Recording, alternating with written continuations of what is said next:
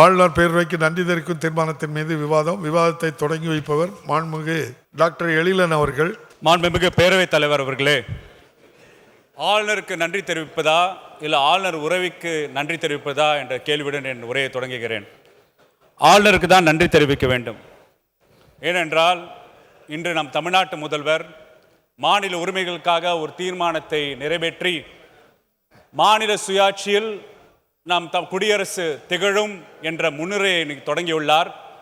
அதன் தொடர்ச்சியாக வரும் காலத்தில் ஆளுநர் பதவிகள் இல்லாமல் போகும். அப்படி ஆளுநர் பதவி இல்லாமல் போனால் யார் ஆளுநர் உரை வாசிப்பது என்ற ஒரு கேள்விக்கு பேரவைத் தலைவர் தான் ஆளுநர் உரையை வாசிப்பார் என்று 2 முறை இந்த நூற்றாண்டு சட்டமன்றத்தில் எடுத்துக்காட்டாக விளக்கிய இந்த சட்டமன்ற உறுப்பினர்களுக்கும் அந்த சூழலை உருவாக்கிய ஆளுநருக்கும் என் நன்றியை தெரிவித்துக் கொள்கிறேன். ஒவ்வாமை என்றால் அலர்ஜி என்று மருத்துவத்தில் பொருள். தமிழ்நாட்டில் சில பேருக்கு திராவிட ஒவ்வாமை உள்ளது, திராவிட கருத்தியல் ஒவ்வாமை உள்ளது, திராவிட மாடல் ஆட்சியின் ஒவ்வாமை உள்ளது. அந்த ஒவ்வாமைக்கு அடிப்படை காரணம் என்னவென்றால், ஜனவரி 5ஆம் நாள் நம் தமிழ்நாட்டு முதல்வர் எழும்பூர் அருங்காட்சியகத்தில் சிந்துவெளி நாகரிகம் பண்பாட்டு கண்டுபிடிப்பு என்ற மாபெரும் ஒரு அறிவியல் ரீதியான கருத்தரங்கத்தை தொடங்கி வைத்தார். அந்த கருத்தரங்கத்தில் இந்த நாகரிகம் சிந்துவெளி நாகரிகம் சமஸ்கிருதத்துக்கு முன் உள்ள நாகரிகம் என்று உலகத்துக்கு வெளிச்சம் காட்டிய ஜான் மார்ஷலோட சிலைக்கு அடிக்கல் நாட்டினார். அந்த சிந்துவெளி நாகரிகத்துக்கும் கீழடி நாகரிகத்துக்கும் உள்ள தொடர்பினை வெளிப்பாட்டு விதமாக பல்வேறு அறிவியல் சார்ந்த அகழ்வாட்சி ஆராய்ச்சியாளர்கள் தங்களோட கண்டுபிடிப்புகளை வெளிப்பாட்டத்துக்கு தளம் அமைத்து கொண்டார்.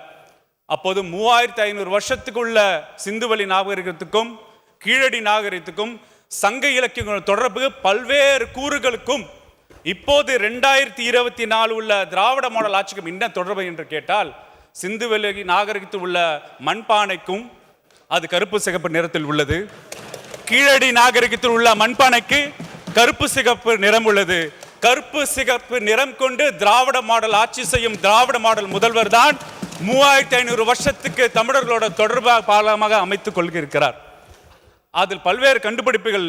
பேரவைத் தலைவர்களே, சுமேரிய நாடுகளுக்கு கடல் வழி வணிகம், எதை வச்சு கடல் வழி வணிகம் அப்போது பண்றாரு என்றால், வானத்தில் உள்ள வெள்ளி கிரகத்தின் நடமாட்டம் கொண்டு, கிரகங்கள் அமைப்பு கொண்டு, நட்சத்திர அமைப்பு கொண்டு 3600 வருடங்கள் முன் சிந்துவெளி நாகரிகத்துக்கு தொடர்பு கொண்டு வணிகம் செய்தவர்கள் தமிழர்கள். வழிபாட்டு தலங்கள் அங்கு இல்லை, கோயில்கள் இல்லை, அரண்மனைகள் இல்லை, பகுத்தறிவு அடிப்படையில் தான் அவர்கள் ஆட்சி செய்திருக்கிறார். அதுபோல்தான் திராவிட மாடல் ஆட்சி பகுத்தறிவு பாதையில் ஆட்சி செய்வதற்கு அடித்தளம் அமைக்கிறார் நம் தமிழ்நாட்டு முதல்வர். சுமேரிய நாகரிகம் உள்ள வெளிநாட்டு நாகரிகம் போல் நம் தமிழ்நாட்டு முதல்வர் உலகெங்கும் தமிழ்நாட்டுக்கு முதலீடுகளை கொண்டு வர பயணம் செய்கிறார். 2023 2024 வரை கிட்டத்தட்ட 10 லட்சம் கோடி உள்ள முதலீடுகள், 299 ஒப்பந்தங்கள், 10 லட்சம் தமிழருக்கான வேலை வாய்ப்புக்கான அடித்தளம் அமைப்பது நம் திராவிட மாடல் ஆட்சியோட அங்கீகாரம். பேரவைத் தலைவர் அவர்களே, ஒரு முதலீடுகள் பண்ற சில கட்டுமானங்கள் உள்ள நாடு Tamil Nadu, most favoured destination for investment Tamil Nadu, ease of doing பிஸ்னஸ்ல தமிழ்நாடு என்று பல்வேறு நிறுவனங்கள் தமிழ்நாட்டை நோக்கிய வரி காரணம் நம்மளோட நிர்வாகத்திறன், பொலிட்டிக்கல் லீடர்ஷிப், பிறகு நம்மளோட கட்டமைப்பு. அந்த கட்டமைப்பை உருவாக்கிய நம்ம தமிழ்நாட்டு முதல்வருக்கு எடுத்துக்காட்டாக பக்கபலம் அமைவது நம்மளோட துணை முதல்வரோட விளையாட்டுத்துறை அமைச்சகம். ஏனென்றால் powerful people make portfolios powerful. ஒரு விளையாட்டுத்துறையை இன்னைக்கு சர்வதேச தளத்தில் தமிழ்நாட்டின் விளையாட்டுத்துறை நிலைநாட்டுவது மட்டுமல்ல, இன்று சர்வதேச ஏசியா கப்பாக இருக்கட்டும், வேர்ல்ட் சர்ஃப் சாம்பியன்ஷிப்பாக இருக்கட்டும், வேர்ல்ட் ஸ்குவாஷ் சாம்பியன்ஷிப்பாக இருக்கட்டும், இன்று செஸ் ஒலிம்பியாடாக இருக்கட்டும், இன்று பல்வேறு சர்வதேச விளையாட்டு போட்டிகளை காட்டும் முன் அதை நோக்கி வெளிநாட்டு முதலீட்டாளர்கள் கட்டுமானங்கள் அமைதியான சூடு உள்ள தமிழ்நாடு என்றனால்தான் இன்று பல்வேறு முதலீடுகள் தமிழ்நாட்டுக்காக வருகிறது. சின்ன எடுத்துக்காட்டாக சொல்றேன் பேரவைத் தலைவர்களே, ஃபார்முலா 4 ரேசிங். இங்கு நம் தமிழ்நாட்டில் ஃபார்முலா 4 ரேசிங் இருக்கும்போது தமிழ்நாட்டு முதல்வர் அமெரிக்கா பயணம். அப்போ ஃபார்முலா 4 ரேசிங்ல ஒரு ட்ரோன் ஷாட். என்ன ட்ரோன் ஷாட்னா, அங்க கார் ரேஸ் ஒரு இடத்துல வேகமாக போய்கொண்டிருக்கிறது. ஒரு சைடுல நம்மளோட மக்கள் எந்த வகையான பிரச்சனை இல்லாம நம்மளோட போக்குவரத்து அழகாக போய்கொண்டிருந்தது. இதுதான் ஒரு அருமையான எடுத்துக்காட்டு. ஒவ்வொரு கார் வளையலும் அப்போது நம்ம விளையாட்டுத்துறை அமைச்சர் துணை முதல்வர் என்ன பண்றாருன்னா பெரியார் டர்ன் என்று கார் நுழையும் போது பெரியார் டர்ன் வைத்தார். அப்போ பெரியார் டர்ன் என்ற மூட நம்பிக்கை உள்ள சமூகத்தை அறிவியல் பாதையை மாற்றிய தந்தை பெரியாருக்கு உலகத்திற்கு அங்கீகாரம் கொடுத்த துணை முதல்வருக்கு இந்த சூழலில் நன்றி தெரிவித்துக் கொள்கிறேன். பேரவைத் தலைவர் அவர்களே, திட்டக்குழு உறுப்பினராக பணியாற்ற வாய்ப்பளித்த தமிழ்நாட்டு முதல்வருக்கு நன்றி. அதனால் பல்வேறு திட்டங்களை பகுப்பாய்வு செய்யறதுக்கான அருமையான வாய்ப்பு. மகளிர் உரிமை தொகை திட்டம், 62% பெண்கள் மகளிர் உரிமை தொகையை சேமிக்கின்றார்கள்.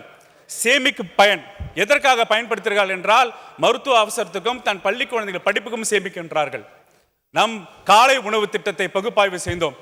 காலை உணவு திட்டம் ஒரு சர்வதேச அளவில் போற்றி போட வேண்டிய திட்டம். மாணக்கர்கள் எழுத்தறிவும் எண்ண அறிவும் கூட்டல் அறிவும் மிகைப்படுத்தி உள்ளது. 30% பள்ளி சேர்க்கை அதிகரித்து உள்ளது.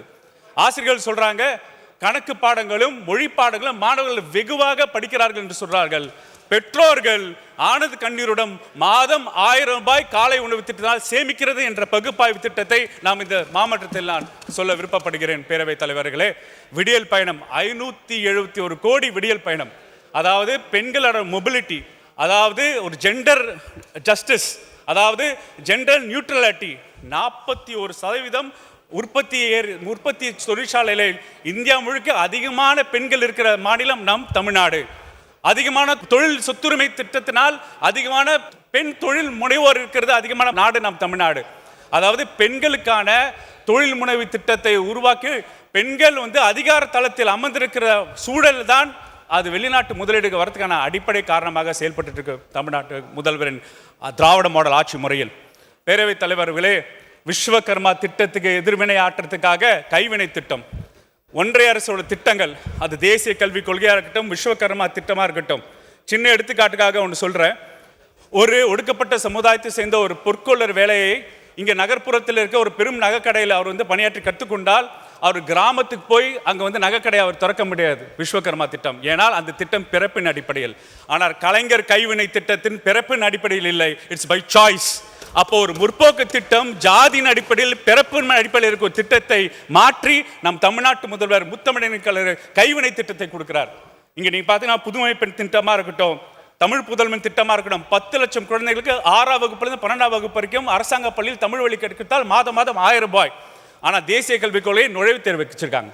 இங்க கட்டாய தேர்ச்சி பயிற்சியை நம்ம தமிழ்நாட்டு பள்ளிக்கல்வித்துறை அமைச்சர் வச்சிருக்கார். ஆனா 5ஆம் வகுப்பு 8ஆம் வகுப்பு கட்டாய தேர்வு எழுதி அவங்க இடைநிற்றலுக்கு வழிவகுக்கிறார்கள்.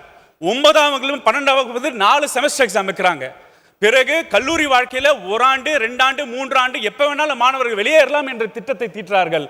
அப்ப கல்வியை விட்டு வெளியே துரத்தி விஸ்வகர்மா திட்டத்து போல் குலக்கல்விக்கு வழி செய்யும் இருக்கும் ஒன்றிய அரசை பார்த்து கேள்வி கேட்கிறோம். இந்த திராவிட மாடல் அரசு பதில் சொல்லுறது, குலக்கல்வி திட்டத்துக்கு எதிர்ப்பாக மாணவர்களும் பெண்களும் கல்விகள் பெற்று பட்டதாரிகளை உயர்த்தெடுத்து இன்னைக்கு கிராஸ் என்ரோல்மெண்ட் ரேஷியோவில் 50% பேர் பண்ண எங்களுக்கு பாடம் நடத்திட்டு இருக்காரு. எப்படி கல்வி நடத்த வேண்டும் என்று நாங்கள் தமிழ்நாட்டிலிருந்து பாடம் நடத்தி கொண்டிருக்கிறோம். எப்படி கல்வி ஜனநாயகப்படுத்துவது, எப்படி கல்வி சமூக நீதி அடிப்படையில் செயல்படுவது, எப்படி கல்வி மொழியின் பாதுகாப்பில் செயல்படுவது, எப்படி கல்வி மாநில உரிமையை செயல்படுத்துவது என்று தமிழ்நாட்டு முதல்வர் இந்த நாட்டுக்கு பாடம் நடத்தி கொண்டிருக்கிறார். பேரவைத் தலைவர்களே, ஒரு சென்னை வாசியாக, பேரிடர்கள் பார்க்கும் சென்னை வாசியாக கிரீன் காரிடாரை அதிகப்படுத்தும் போன்ற பொறுப்பு நமக்கு இருக்கிறது. மான்கள் சரணாலயத்தை வளர்த்தெடுக்க பொறுப்பு இருக்கிறது. அப்ப ஆளுநர் அவர்கள் should act according to the aid of Council of Ministers, அதாவது அமைச்சரவை அடிப்படையில் தான் இருக்க வேண்டும். அதனால் அமைச்சர்கள் தங்கும் இடத்தில் அவர்களுக்கு வீடு ஒதுக்கி கொடுக்கிறதுக்கான கோரிக்கை கொடுக்கிறேன். அப்படி அவர் தவறிவிட்டால் நீதிபதிகள் அப்பப்ப நீதிமன்றங்கள் தீர்ப்பு கொண்டு ஆளுநருக்கு பாடம் நடத்தி கொண்டிருக்கார்கள். நீதிபதி இல்லங்களும் அங்குதான் உள்ளது. நீதிபதி இல்லங்கள் பக்கத்திலும் அமைச்சர்கள் உள்ள பக்கத்திலும் ஆளுநருக்கு இடம் கொடுத்து நாம் இயற்கை பேரிடர் காலத்தை பாதுகாக்க ஒரு கிரீன் காரிடார் உருவாக்குறதுக்கான கோரிக்கை வைத்து, 2வது கோரிக்கை, காலகாலமாக 15, 14, 20 வருடங்களாக மாற்றுத்திறனாளிகள் அரசாங்க வேலைவாய்ப்பில் ஒப்பந்த அடிப்படையில் உள்ளார்கள். அவர்கள் பணி நேரத்திற்காக கோரிக்கை வலுவாக இருக்கிறது. உச்ச நீதிமன்றம் தீர்ப்பு வழியாக தேர்வாணை மூலமாக தான் அவர் எடுக்க என்ற ஒரு அடிப்படை இருக்கிறது.